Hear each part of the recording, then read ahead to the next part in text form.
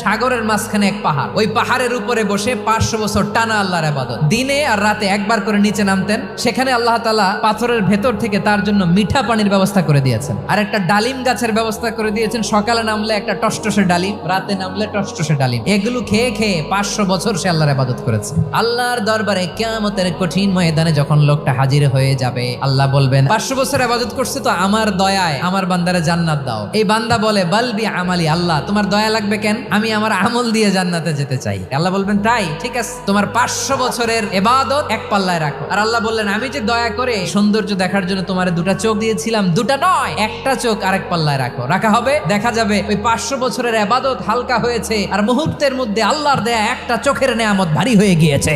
ফলাফল দেখো, হিসাব বলে তুমি এখন জাহান্নামে যাবা, যাও এবার জাহান্নামে যাও। এবার লোকটা কাচুমাচু করে বলে আল্লাহ এবার আমি বুঝতে পেরেছি তোমার দয়া ছাড়া দুনিয়ায় কেউ জান্নাতে যেতে পারবে না।